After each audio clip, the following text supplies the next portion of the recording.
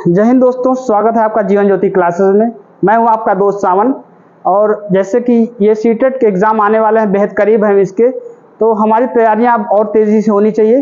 तो अपने सिलेबस के अनुसार हम धीरे धीरे अंत की तरफ ही हैं, बस कुछ ही पॉइंट्स बचे हुए हैं अब ईवीएस के सब्जेक्ट में। तो जैसा कि हमने थीम्स के अनुसार अपनी जो सभी टॉपिक्स थी उसमें आवास पढ़ा था अब तक, और अभी हमारा जल से रिलेटेड क्वेश्चन रह गया है, उसको लेकर हम आएंगे किसी और वीडियो में। पर आज बात करेंगे हम पक्षियों से संबंधित प्रश्न के बारे में। पक्षियों से संबंधित भी प्रश्न आए दर साल आते हैं, तो कुछ तो उनके आवाज से आ जाते हैं कि उनके घोंसले कैसे होते हैं, उनके घोंसले किन किन चीज़ से मिलके बने होते हैं, या फिर उनके जो भी चीज़ें हैं हमने आवास में अब तक जाना था। लेकिन आज हम जानेंगे उनसे जुड़े वो तथ्य जो अब तक हमने पिछली वीडियो यानी आवास में नहीं जाना, जो उनसे जुड़े और भी तथ्य हैं। तो आज हम पक्षियों की शुरुआत करेंगे अपने राष्ट्रीय पक्षी मोर से। तो कुछ जो भी चीज़ें होंगी यहाँ पर बात करेंगे। चलिए, आशा करता हूँ आप लोग अच्छे होंगे और तैयारी पूरी जोर शोर से चल रही होगी। राष्ट्रीय पक्षी की बात करें अगर, तो राष्ट्रीय पक्षी हमारा मोर है, जिसे मयूर भी कहते हैं, या फिर संस्कृत में मयूरा भी कहते हैं, आप जानते होंगे अच्छी तरह से।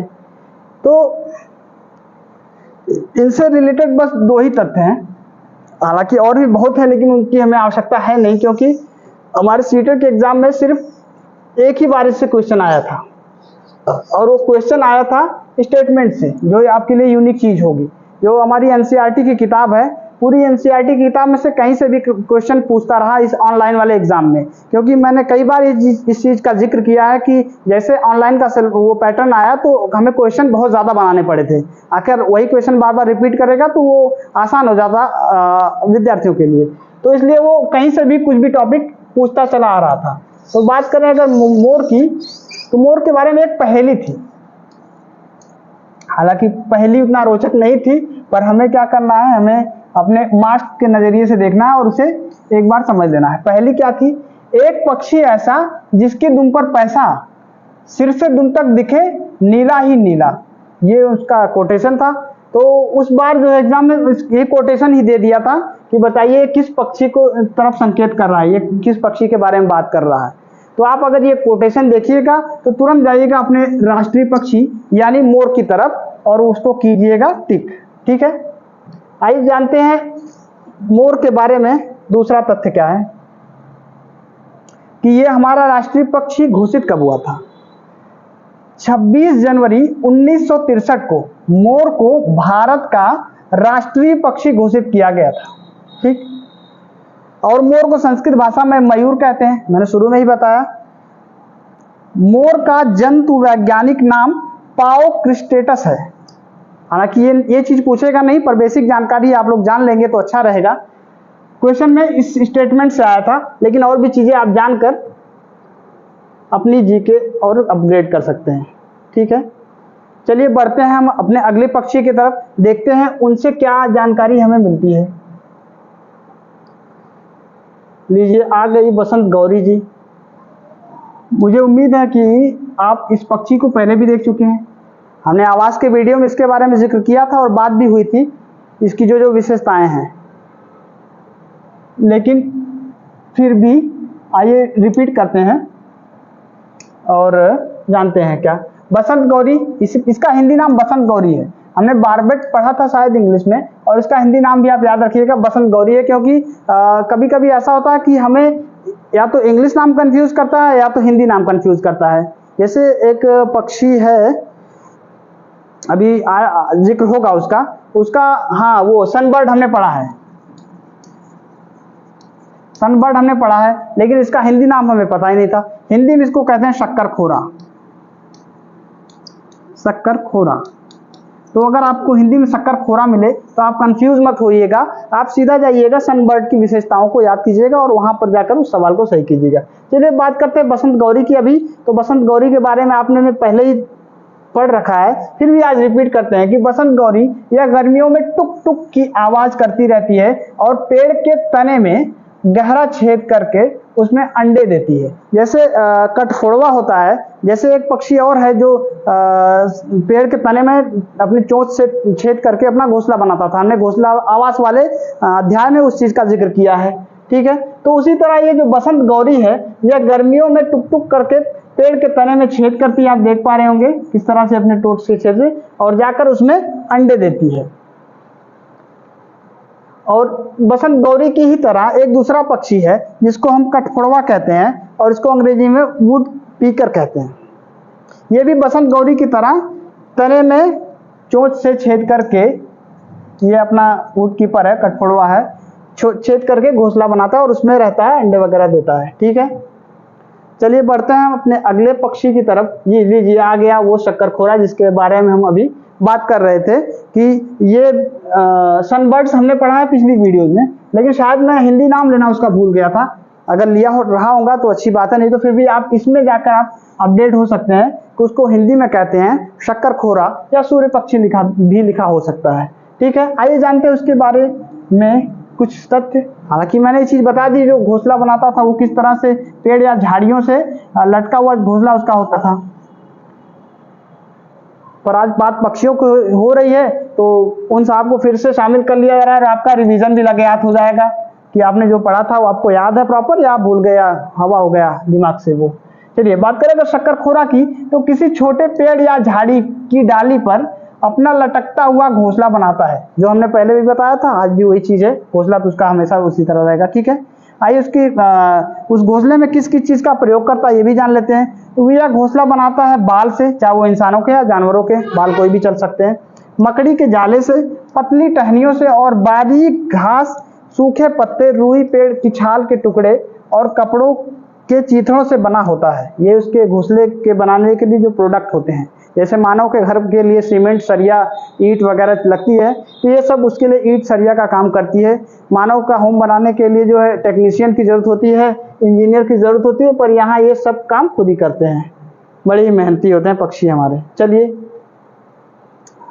अब बढ़ते हैं अपने अगले पक्षी की तरफ। आइए जानते हैं उनसे जुड़ी क्या क्या चीजें हैं। लीजिए ये आ गए अपने चालबाज गिद्ध या चील और बाज गिद्ध। चलिए बात करते हैं चील, बाज और गिद्ध। ये तीनों जानवर जो हैं अब लगभग विलुप्ति के कगार पे हैं, लेकिन फिर भी इनसे जुड़े जो प्रश्न आते हैं उनके बारे में हम जरूर जानना चाहेंगे। पहली विशेषता क्या है इनकी, ये इंग्लिश में नाम है इनके, चाहे तो आप देख सकते हैं और याद रख सकते हैं, लेकिन हिंदी में भी यही नाम आएगा तो आप कंफ्यूज होंगे नहीं, ठीक है। बात करते हैं अगले तथ्य की। तो जो चील, बाज और गिद्ध हैं, ये हमसे 4 गुना अधिक दूर तक देख सकते हैं। ये इनकी पहली विशेषता है। जैसे बाघ हमसे 6 गुना अधिक दूर देख सकता था, वैसे ये जो चील, बाज और गिद्ध हैं, ये हमसे 4 गुना अधिक दूर देख सकते हैं।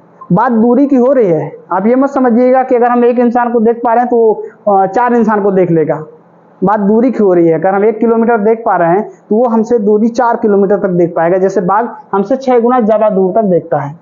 चलिए बात करते हैं इसके अगले बिंदु की। तो इसमें चील की पूंछ खांचे वाली होती थी, जैसे ये पूंछ है इनकी, देखिए इस तरह से बनी होती है, खांचे वाली पूंछ इन्हें कहते हैं। आप देख पा रहे होंगे स्क्रीन पर सारे पूंछों को, या आप रियल में भी देखे होंगे, क्योंकि ऐसा नहीं है कि ये बहुत पुरानी बात हो रही है डायनासोर के जमाने की। जैसे डायनासोर आज विलुप्त हो चुके हैं, हम में से किसी ने नहीं देखा है, तो ऐसी बात है नहीं, अब तक विलुप्ति के कगार पे ना कि विलुप्त हुए हैं। चलिए बात करते हैं अगले बिंदु की।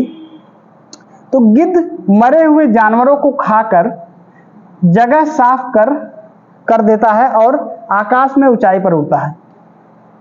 ये मरे हुए जानवरों को खाता है और उस जगह को पूरी तरह साफ करके फिर आकाश में उड़ जाता है।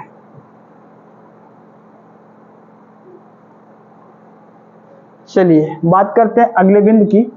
तो अगले बिंदु में साहब क्या कहना चाहते हैं कि जमीन पर पड़ी हुई कोई चीज किसी चील को 1 से 2 किलोमीटर की दूरी से ही दिखाई दे देती है। जाहिर सी बात है, अगर ये हम लोगों से बहुत ज्यादा देखेगा तो इसकी जो आंखों की देखने की वो दूरी होगी वो हमसे बहुत ज्यादा होगी।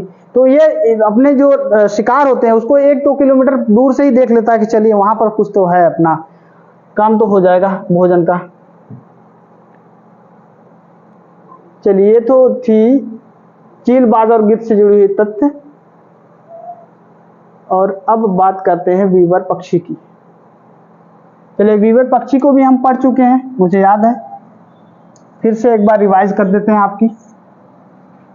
जैसा मैंने बताया था कि ये जो वीवर पक्षी होता है, इसका नर पक्षी ही घोंसला बनाता है, मादा आके उसमें रहती है। ये बिल्कुल स्वयंवर की तरह की कहानी होती है। ये नर पक्षी होता है, जो नर वीवर होता है, ये बेचारा जाता है, तमाम तरह की चीजें लाकर इकट्ठा करता है और फिर घोंसले को तैयार करता है। सारे जो नर वीवर होते हैं वो इसी तरह तैयारी करते हैं। और उसके बाद क्या होता है कि जो मादा वीवर होती है, ये उड़ते हुए आके देखती है कि कौन सा मकान अच्छा है, यानी कौन सा घोंसला पसंद है। तो उसको जो घोंसला पसंद हो जाता है वो उसी में जाके बैठ जाती है कि एक्सेप्टेड। तो जैसे पहले की कथाओं में स्वयंवर होता था कि जो महाराजा महारानियों का जो स्वयंवर होता था कि महाराजाओं को एक कतार में खड़ा कर दिया जाता था और जो वहाँ की महारानी होती थी वो उन्हीं में से अपना वर चुनती थी। तो ठीक इसी तरह की कहानी इन साहब की भी है। ये भी जो नर पक्षी होता है, नर वीवर पक्षी होता है, ये घोंसला बनाता है या सारे घोंसले बनाते हैं। तो वीवर की जो मादा पक्षी होती है वो इन सब घोंसलों को देखती है और जो घोंसला उसे पसंद आ जाता है जाके उसी घोंसले में बैठ जाती है, यानी उसी को वो अपने घर के रूप में स्वीकार करती है। ठीक है, और इसी में वो अंडे देती है। ठीक है, ये चीज आप पढ़ पा रहे होंगे। अपने अपने घोंसले बनाते हैं, नर वीवर बनाते हैं जैसे मैंने बताया अभी, और मादा वीवर उन सभी घोंसलों को देखती है, फिर उनमें से जो घोंसला सबसे ज्यादा पसंद आता है वो उनमें अंडे देती है और उसी को एक्सेप्ट कर लेती है अपने घर के रूप में। बात पर यहाँ घर की हो नहीं रही है, जिक्र यहाँ पर सभी पक्षियों का है। तो अगला जो पक्षी है वो है हमारा डब साबुन। नहीं, साबुन मत समझिएगा, फाख्ता को अंग्रेजी में डब कहते हैं। ठीक है, फाख्ता पक्षी से भी संबंधित सिर्फ एक तथ्य है और सिर्फ आज तक इन्हीं में से ही क्वेश्चन आए हैं, बाकी इनके अलावा और कुछ पूछा नहीं है फाख्ता लेकर। बात करें अगर फाख्ता की या डब पक्षी की, तो यह कैक्टस कांटों के बीच में या मेहंदी के मेड़ में अपना घोंसला बनाती है। ये बात यहाँ पर सिर्फ घोंसले की गई है। अगर इनसे संबंधित अब तक कोई प्रश्न आए हैं तो इनके घोंसले संबंधित आए हैं। चलिए बात करते हैं अब इन साहब की, जो स्क्रीन पर आप देख पा रहे होंगे। उल्लू नाम है इनका, बड़े चर्चित पक्षी हैं ये। इनके बारे में भी हमने पढ़ा, घोंसले से लेकर और भी इनके जो तथ्य थे पढ़ा, लेकिन आज फिर से एक बार रिवाइज करते हैं। कई बार बताया भी मैंने कि उल्लू अपनी गर्दन को 270 प्लस डिग्री तक घुमा सकता है। ठीक है, पहला बिंदु इनका है कि उल्लू अपनी गर्दन पीछे तक घुमा सकता है। हालांकि यहाँ पर कितना डिग्री तक घुमा सकता है इसका जिक्र नहीं हुआ है, कहीं कहीं 360 डिग्री लिखा है। हालांकि ये संभव होता नहीं कि मान लीजिए ये मेरा चेहरा है, बिल्कुल उसको घुमा के फिर से आपके सामने लाएं अगर, तब जाके वो 360 डिग्री होगा। जैसे यहाँ पर चेहरा है, यहाँ से घुमा के फिर यहाँ लाएं तो 360 डिग्री होगा, पर ऐसा संभव है नहीं मानव प्रजाति के लिए या किसी भी पक्षी के लिए। हाँ, वो काफी हद तक घुमा लेता है, ये बात सत्य है। तो हम कह सकते हैं कि 270 प्लस डिग्री ये अपनी गर्दन को घुमा सकता है। और इसके बारे में जो दूसरी पॉइंट है या जो दूसरा तथ्य है वो बड़ा इंपॉर्टेंट है। पिछले साल जो ऑनलाइन पेपर के कई शिफ्ट में ये क्वेश्चन आया था और लोग भर भर के कंफ्यूज हुए थे कि वेरी वेरी इंपॉर्टेंट कह सकते हैं इसे, वेरी कि इसकी आंखें मानवों की तरह सामने की तरफ होती है। आप इमेज में देख पा रहे हैं, जैसे हम लोगों की आंखें बिल्कुल हम सामने है, वैसे भी इन साहब की आंख बिल्कुल सामने की तरफ होती है। क्वेश्चन में यही पूछा गया था कि कौन से पक्षी की आंखें मानवों की तरह सामने की तरफ होती है। लोगों से गलतियां भी हुई, पर जिन्होंने गेस किया वो सही टिक कर आए और अपना नंबर सेफ जोन में रखा। अगर आप क्वेश्चन में आए कि मानवों की तरह किसकी आंखें होती है तो आप सीधा करेंगे उल्लू को। उल्लू से जुड़ी एक और बात थी कि ये रात में भी उतना साफ देख सकता है, रात में भी साफ दिखता है, रात में भी साफ दिखाई देता है इनको। और जब इन लोगों को सिर्फ 2 कलर दिखाई देता है, सफेद और काला। हमने पहले भी इस बात को बताया, फिर भी आज बात आई इन साहब की तो जिक्र करते हैं। इनको सिर्फ 2 ही रंग दिखाई देता है, सफेद और काला। चलिए अब देखिए ये जो हमारा अगला पक्षी है, इनमें भी बड़ा कंफ्यूजन होता है। ये 2018 में भी ये क्वेश्चन आया था कि कौन सा ऐसा पक्षी है जो झटके से अपनी गर्दन आगे पीछे करती है। और उस सत्र में हम भी एग्जाम में बैठे हुए थे, तो ऑप्शन में उल्लू भी था और हमने उल्लू को ही टिक करके खुद को उल्लू बना दिए। हमें लगा उल्लू ही होगा, लेकिन बात यहाँ झटके से आगे पीछे करने की हो रही है, ना कि गर्दन घुमाने की बात हो रही है। तो हम तो उल्लू बन गए अपने एग्जाम में, पर आप लोग श्योर रहिएगा, आप मत उल्लू बनिएगा। आप जो है इनके बीच का अंतर पहचानिएगा और अपने मार्क्स गंवाया मत। जैसे हमने 1 नंबर गंवाए थे बड़े आसानी से, ठीक है। बात करें अगर झटके से अपनी गर्दन आगे पीछे करने की, तो वो होगी हमारी मैना। और बात करें अगर कि अपने गर्दन को काफी हद तक घुमाने की, या अगर मार्क दे, नंबर दे 360 डिग्री या 270 प्लस डिग्री, तो बात अगर इसकी आए तो आप उल्लू पर मारिएगा और अपने आप को रखिएगा सेफ जोन में, ठीक है। इन दोनों में कंफ्यूज मत होना, हम हुए थे पर आप मत होना, इसलिए आपको बार बार एहतियात बरतने के लिए कह रहे हैं कि इन दोनों में जो अंतर है सेम है। ये झटके से आगे पीछे करती है और ये अपनी गर्दन बहुत हद तक ये घुमा सकता है। चलिए अब आते हैं फिर से हम गौरैया जी की तरफ, स्पैरो। मुझे जहाँ तक याद है कि हमने आवाज़ के चैप्टर में इनका भी जिक्र किया, इनके बारे में भी हमने जाना। अगर आपने रिवाइज किया होगा तो आपको भी याद होगा। तो आइए जानते हैं इनसे जुड़े कुछ तथ्य। हाँ, पर हमने वहाँ पर सिर्फ यही बताया कि ये अपने घोंसले कहाँ बनाते हैं या किस तरह से बनाते हैं, पर उनसे जुड़े एक नए तथ्य को हम यहाँ ऐड करेंगे, जो कि अपने पेपर सेटर भी ऐड करके नए नए क्वेश्चन बनाए। तो हमने भी यहाँ एक पॉइंट ऐड किया, इसके बारे में भी जिक्र करेंगे, ठीक है। बात करेंगे गौरैया की, तो यह अलमारी के ऊपर आईने के पीछे अपना घोंसला बनाती है, ठीक बात, ये तो हमने पहले ही जान लिया। लेकिन इनसे जुड़ा जो अगला तथ्य है उसके बारे में हम बताते हैं आपको। और इससे पहले आप स्क्रीन पर देख पा रहे होंगे। चलिए बढ़ते हैं हम आगे की तरफ। तो दोस्तों जो हमारी अगली पक्षी है गौरैया, जिसके बारे में हमने ये बताया कि एक अपना घोंसला कहाँ बनाती है, इनसे जुड़ा जो दूसरा तथ्य है कि गौरैया वह पक्षी है जो दिल्ली में सामान्य रूप से दिखाई देता था। क्योंकि एनसीईआरटी की बुक है तो यहाँ पर ज़्यादातर जिक्र दिल्ली का ही होगा। हालांकि ये ग्रामीण क्षेत्रों में भी दिखाई देती थी, पर एनसीईआरटी वालों ने उसका जिक्र किया नहीं। पर हमें पढ़नी एनसीईआरटी ही है और उसी बेस पे हमको करनी है तैयारी, ठीक है। तो यहाँ पर हो रही है कि यह जो है दिल्ली में सामान्य रूप से दिखाई देता था, पर अब ये गंभीर विलुप्त के आधार पर है। गंभीर विलुप्त के आधार पर है, विलुप्ति के आधार पर है। हैंड राइटिंग मेरी बिल्कुल गौरैया की तरह है, आप लोग समझ लीजिएगा थोड़ा, ठीक है।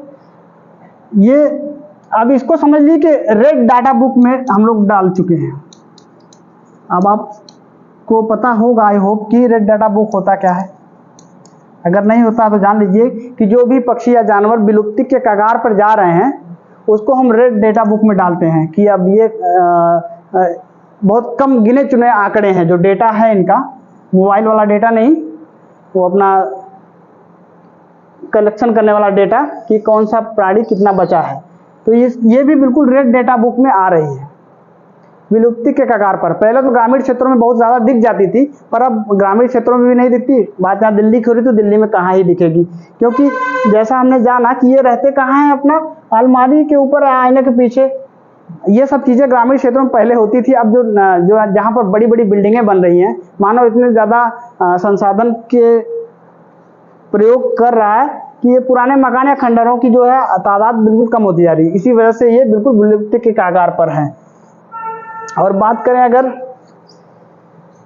गौरैया की, तो ये जो है दिल्ली में 2010 में जब वहाँ की सीएम श्रीमती शीला दीक्षित जी थी, जो अब हमारे बीच रही नहीं, तो उन्होंने 20 मार्च को नहीं, 20 मार्च को तो चलिए 20 मार्च का जिक्र भी करेंगे हम पहले, क्योंकि आप हो जाएंगे कंफ्यूज, क्योंकि इसी डेट को आप मान लेंगे अगले। दिल्ली में जब शीला दीक्षित जी सीएम रही तो उन्होंने 2010 में इसको राजकीय पक्षी घोषित किया था, राजकीय पक्षी घोषित किया था। आशा करता हूं आप स्क्रीन पर देख पा रहे होंगे राजकीय पक्षी, ठीक है। हालांकि ये क्वेश्चन में आएगा नहीं, पर फिर भी आपको एक सामान्य जीके के रूप में जानना आवश्यक है, जो कहीं ना कहीं तो काम देगा ही। शिक्षा ऐसी चीज है दोस्तों कि आप अगर उसको शिद्दत से पढ़ रहे हैं तो ऐसा है नहीं कि सिर्फ एग्जाम में नहीं आया तो वो हमारे काम ही नहीं आया। अगर हम शिक्षित हैं और हमने पूरी तरह से सभी जानकारी को हासिल किया है तो कहीं ना कहीं तो दोस्तों जरूर काम आएगी, वो कभी जाया नहीं जाएगी। मेहनत कभी भी जाया नहीं जाती, चाहे वो किसी भी क्षेत्र में हो, चाहे वो पढ़ाई के क्षेत्र में हो या किसी भी क्षेत्र में हो। चलिए, तो हाँ, राजकीय पक्षी घोषित 2010 में किया श्रीमती शीला दीक्षित के कार्यकाल में, जो अब हमारे बीच रहे नहीं। और बात करें अगर गौरैया दिवस की तो 20 मार्च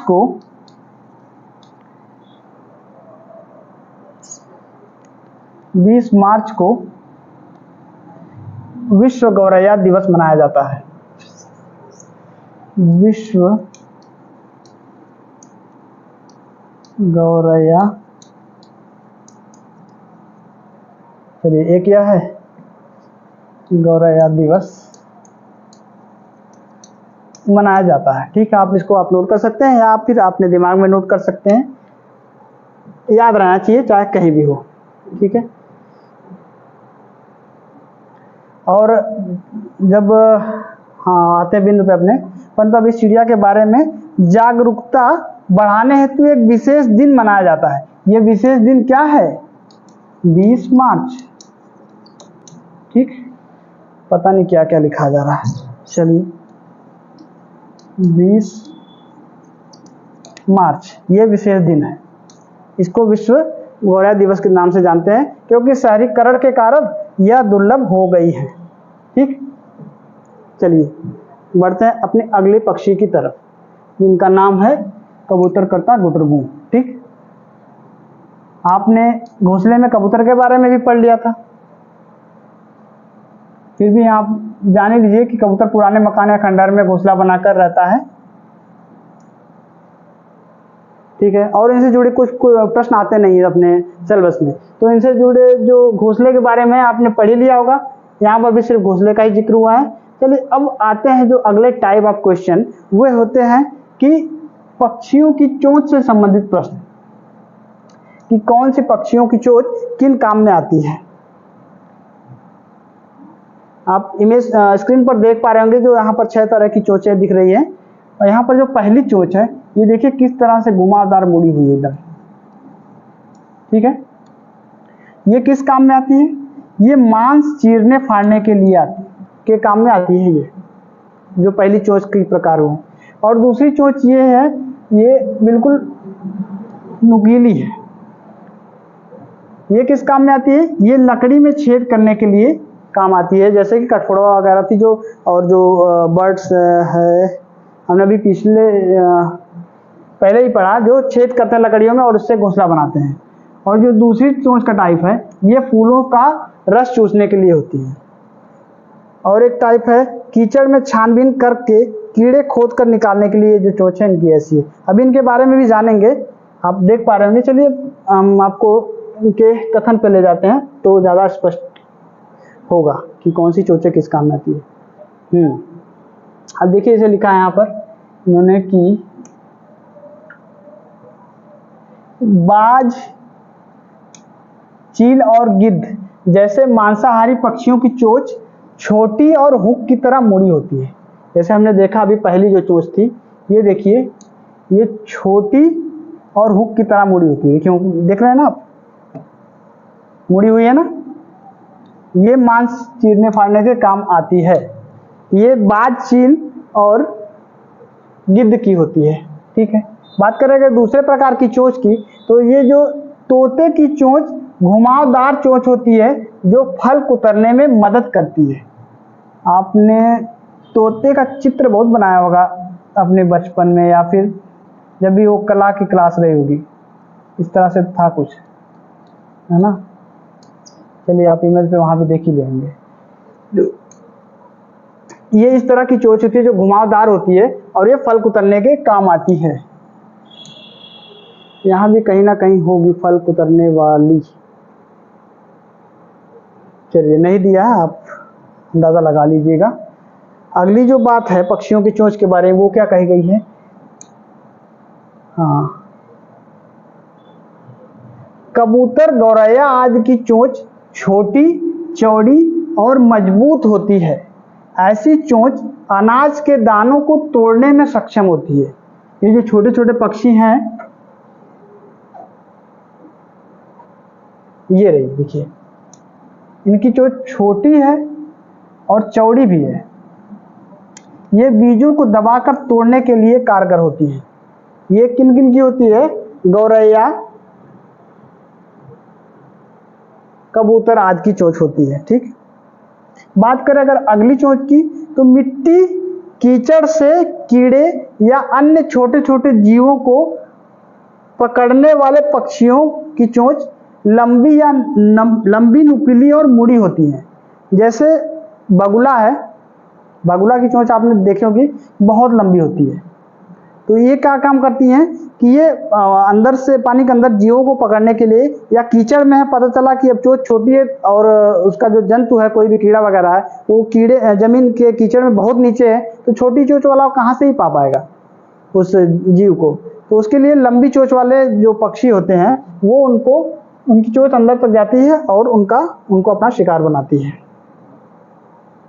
चलिए बात करें अगर अगले पॉइंट की, तो मछली पकड़ने वाली चिड़िया जैसे सारस, बगुला आदि की चोंच लंबी और पतली सुई जैसे होती है। जैसे हमने इमेज में देखा था, ये पतली सुई, ये देखिए।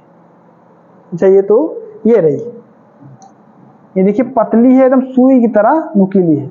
ये क्या है, कीचड़ में से छानबीन कर अपने कीड़े निकालती है या फिर मछली वगैरह निकालती है। और ये कौन कौन से पक्षी होते हैं, सारस, बगुला आदि। बगुला का भी जिक्र हमने किया है कि उसकी चोंच लंबी होती है, उसके पैर भी पतले पतले और लंबे होते हैं, जिसका जिक्र भी अभी आने वाले पॉइंट में करेंगे। ठीक है, ये हो ही गया। अब हम बात करते हैं,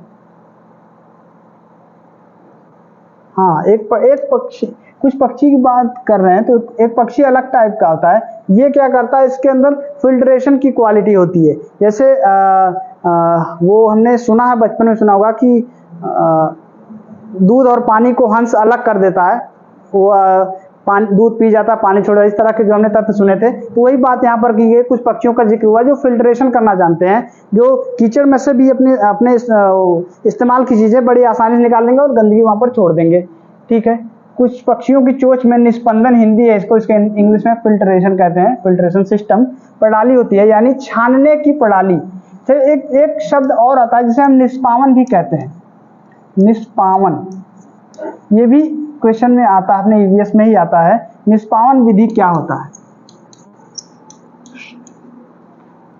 निष्पावन विधि जो गेहूं का सीजन होता है, तो उसमें जो गेहूं से भूसे को अलग करते हैं, उसे कहते हैं क्या, निष्पावन विधि। इसको आप नोट कर लीजिएगा जरूर से, क्योंकि कई बार ये क्वेश्चन आया हुआ है। निष्पावन नाम से ही समझ नहीं पाते हम कि ये कहना क्या चाहता है, पर इसका आंसर ये है कि जो हम गेहूं के दाने को भूसे से अलग करते हैं। मेरे जो दोस्त ग्रामीण क्षेत्र से होंगे, हर दोस्तों ने काम किया होगा खेतों में, उन्हें पता है जो कि गेहूं की दवाई होती है, उनसे भूसे अलग, गेहूं अलग, और जो भी कुछ खरपतवार है वो अलग होते हैं। तो उसी विधि को कहते हैं निष्पावन विधि। पर बात यहाँ पर फिल्ट्रेशन की हो रही है, जिसे निस्पंदन कहा गया है, और पक्षियों के बारे में बात हुई है। ठीक है, आप इसको भी वेरी इंपॉर्टेंट कह सकते हैं या इंपॉर्टेंट में लगा सकते हैं। ठीक, ऐसे पक्षी पानी के आसपास रहते हैं तथा अपना भोजन चोंच में लेने के बाद अन्य पदार्थ जैसे कीचड़ आदि को अलग कर लेते हैं, और यानी उसे छान लेते हैं। तो मैंने कहा कि ये कीचड़ वगैरह में भी जो अपना खाने की चीज ढूंढते हैं, तो बस सिर्फ वही चीजें ले लेते हैं या दाना ही ले लेते हैं, बाकी चीजों को वहीं छोड़ देते हैं। ऐसा नहीं कि पूरा का पूरा कीचड़ ले लिया मुंह में और स्वाद हो गया खराब। ठीक है, चलिए बात हमने चोंच की सर की, तो थोड़ा सा पैर की भी कर ही लेते हैं। हालांकि इनसे रिलेटेड क्वेश्चन अब तक आए नहीं हैं, पर क्या ही रिस्क लें, रिस्क लेना सही है नहीं, तो इन लगे हाथ इनसे जुड़े भी तथ्य को हम जान ही लेते हैं। ठीक है, अगर हेडिंग दें यहाँ पर तो बात होगी कि पक्षियों के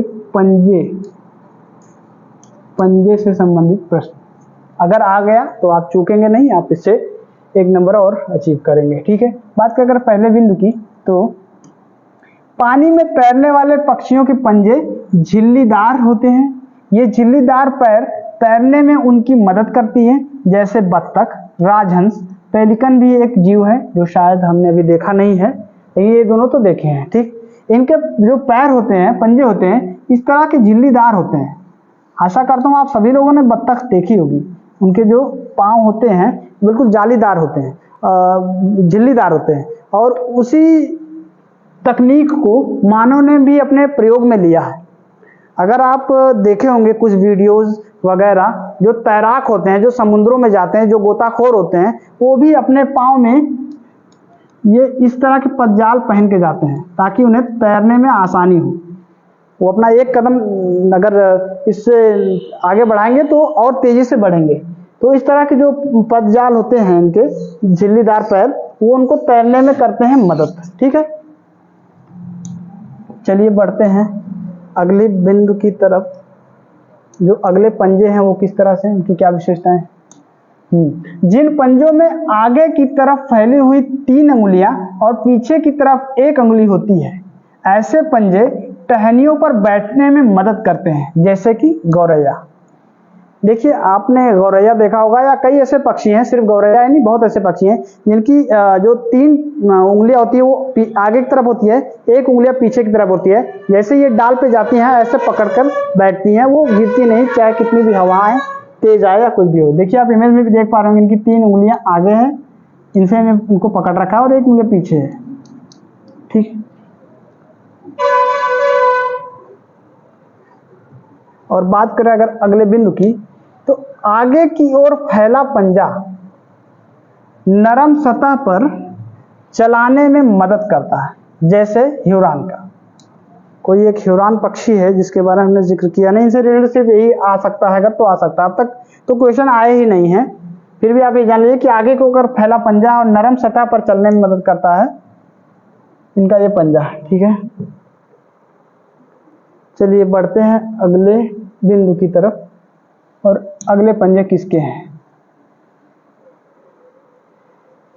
जिन पक्षियों की टांगे और पैरों की उंगलियां लंबी होती है, वे पक्षी पानी के किनारे वाली सतह पर आसानी से चल फिर लेते हैं। जैसे इमेज में आप बगुला देख पा रहे होंगे, आपने अपने दैनिक जीवन में भी ये चीज देखी होगी, तो वो पानी की करीबी वाली सतह पर बड़ी आसानी से चल लेते हैं, क्योंकि उनके पैर जो है बड़े लंबे होते हैं और उनकी चोंच भी लंबी होती है। वहीं से मछलियों का शिकार करते हैं, अपना भोजन के रूप में उसे खाते हैं। ठीक है, जैसे क्रेन, सारस, बगुला आदि। आप देख पा रहे होंगे कि इनकी जो पैरों की उंगलियां कितनी पतली होंगी और ये टांगे कितनी लंबी है। चलिए बात करते हैं अगले पंजे की। तो अगला पंजा है गिद्ध, चाल या फिर उल्लू के बारे में जिक्र हुआ है। ऐसा मजबूत पंजा जो आगे से थोड़ा मुड़ा हुआ और तेज नाखूनों वाला होता है, ये शिकार को पकड़ने में मदद करता है। और ये होते हैं चील, गिद्ध या उल्लू के पैर। आप इमेज में देख पा रहे होंगे कि कितना ये मजबूत और आगे की तरफ मुड़ा हुआ। देखिए, ये इन नाखूनों से करते हैं अपने शिकार का सेवन। चलिए बात करते हैं पक्षियों से जुड़े कुछ और एनसीईआरटी पॉइंट जो हमें मदद करेंगे हमारे एग्जाम में। आइए जानते हैं कुछ बिंदु क्या कहना चाहते हैं। ठीक है, पक्षी केवल अंडे देने के लिए अपने घोंसले बनाते हैं। देखिए, सबसे इंपॉर्टेंट पॉइंट ये है, जो घोंसले हमने पढ़े, ये घोंसले बनाते क्यों हैं? सिर्फ अंडे देने के लिए। जब अंडों से बच्चे निकल जाते हैं तब वह घोंसला छोड़कर उड़ जाते हैं। और घोंसला छोड़कर पक्षी अलग अलग जगह पर चले जाते हैं, पेड़ों पर, जमीन पर या पानी में, जहां उनको सुटेबल लगता है कि जहाँ ये सुरक्षित महसूस कर सकते हैं, तो उसी हिसाब से अलग अलग हो जाता है। कोई पेड़ों पे चला जाता है, तो कोई घर में कहीं चला जाता है, या कोई पानी में चला जाता है। चलिए बात करते हैं अगले बिंदु की। तो यहाँ पर जिक्र किया है कि अधिकतर पक्षियों की आंखें उनके सिर के दोनों तरफ होती हैं।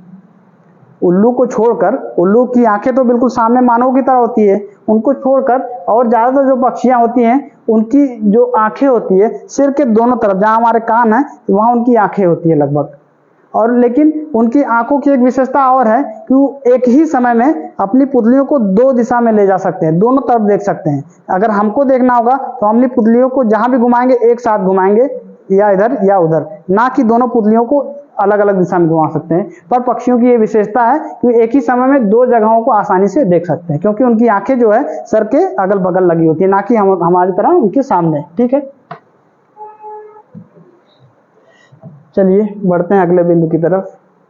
अच्छा, अगली बिंदु वही है जो हमने बताया अभी कि एक ही समय में दो अलग अलग चीजों को देख सकते हैं और उन पर नजर डाल लेते हैं, जबकि ठीक है वही चीज है बिल्कुल। बात करें अगर अगले बिंदु की, तो ज्यादातर पक्षियों की आंखों की पुतलियां घूम नहीं सकती, वह अपनी गर्दन घुमाकर ही आसपास देखते हैं। अगर एक खूबियां उनमें है कि वो एक ही समय में दो जगह अलग अलग एक साथ देख सकती हैं, दो अलग अलग जगह, तो हम लोगों में भी एक खूबियां है कि हमें अगर कहीं देखना होता है तो हम सिर्फ पुतलियों को देखकर ही, घुमाकर ही वो चीज देख सकते हैं। जैसे पता चला अभी मुझे यहाँ देखना है तो मैं ऐसे करके भी देख सकता हूँ, लेकिन उनमें ऐसी बात है नहीं। पक्षियों को अगर यहाँ देखना पड़ेगा तो उनको पूरा सर घुमाना पड़ेगा। उसी चीज का यहाँ पर जिक्र हुआ है कि इनकी आंखों की पुतलियां घूमती नहीं, इनको अगर अगल बगल देखना हो तो पूरा सर इनको ऐसे घुमाना पड़ेगा। ठीक है, बात करेगा अगले बिंदु की, तो पक्षियों के पंख उन्हें उड़ने में मदद करते हैं और उन्हें गर्माहट भी देते हैं, बिल्कुल कपड़े का काम करते हैं ठंड में उनके लिए। और बरसात में भी अगर वो भीग जाए तो उसी से खुद को सिमेट कर वो अपने आप गर्म करने की कोशिश करते हैं। ठीक है, और उनके नए पंख आते रहते हैं और पुराने झड़ते रहते हैं, जैसा कि स्वाभाविक है। ठीक है, चलिए देखते हैं अब क्या चीज बची है पक्षियों से जुड़ी बातें। चलिए, पक्षियों के कान दिखते नहीं हैं, लेकिन इनके सिर के दोनों तरफ छोटे छोटे छेद होते हैं। जो पक्षियों के, आप अगर किसी पक्षी को ध्यान से देखेंगे तो उनके जो कान उनके पंखों से या बालों से ढके होते हैं, तो आप उनके कानों को आसानी से देख नहीं पाते, पर होते हैं जो बालों से ढके होते हैं, उनकी मदद से वो सुनते हैं। चलिए वही चीज है, क्या है इसका जिक्र करें, खत्म। चलिए हो गया आपका जो पक्षियों से जुड़े सारे तथ्य समाप्त, जो कि अब हमने घोंसलों के बारे में भी जान लिया और उनसे जो भी छोटे मोटे तथ्य थे जो हमारे एग्जाम में क्वेश्चन के रूप में आते थे, उनसे भी जुड़े हमने सारी चीजें पढ़ ली। जो अब तक पहले पूछे जाते थे वो चीज को भी हमने जान लिया, और जो नए क्वेश्चन ऐड हुए हैं इस ऑनलाइन की वजह से, उनको भी हमने थोड़े थोड़े रूप में जाना है। तो इसी के साथ हम आज की क्लास को करते हैं समाप्त, और फिर मिलेंगे हम अगली क्लास में। तब तक के लिए धन्यवाद, जय हिंद।